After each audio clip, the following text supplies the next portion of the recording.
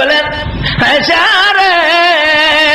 কিছুক্ষণের মধ্যে দেখি তাইবের যুবকেরা আমার নিকটবর্তী আইসা আমাকে চারদিক ঘেরাও করেছে। আমি নিজেও বলতেছিলাম, যুবকেরা রে, আমারে কি মারবি? আমারে মারিস না রে, আমারে মারিস না, আমার মা নাই, বাবা নাই।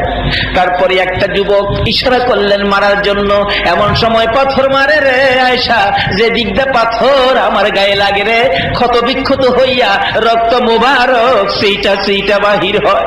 এমনি সময় একটা পাথর আমার ডাইন পাশের কপালের মধ্যে লাগছে রে আয়সা, মাঝখান দিয়ে কপাল ফাইটা গেলে চাপা দিয়ে ধরলাম, বাম পাশে আরেকটা পাথর লাগছে, চাপা দিয়ে ধরলাম। দুইটা হাত রক্ত মুবারক লাল লাল হয়ে গেছে, চেহারা লাল লাল হয়ে গেছে, রক্ত মাখা দুইটা হাত বাড়াইয়া বলেছিলাম, যুবকেরা রে, আমারে আর মারিস না রে, আমি সইতে পারি না, আমারে মারিস না, আমার মা নাই, বাবা নাই, আমারে কে আদর করবে, কে মায়া করবে? তারপরও গো আয়সা, পিছন দিয়ে একটা শক্তিশালী যুবক বড় একটা পাথর লইয়া আমার ঘাড়ের মধ্যে যখন মারলো, আমি উপর হইয়া জমিনে পড়ে গেলাম।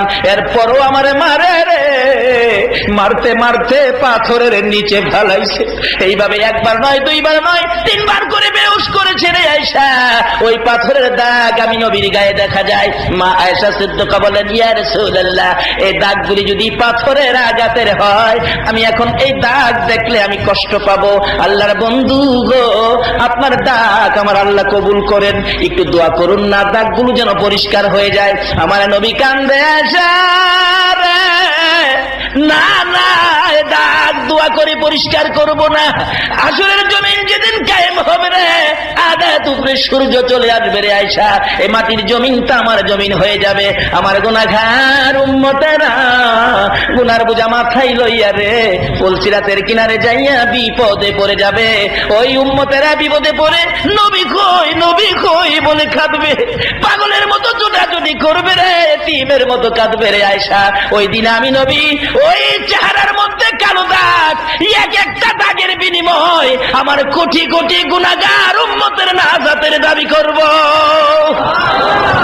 যে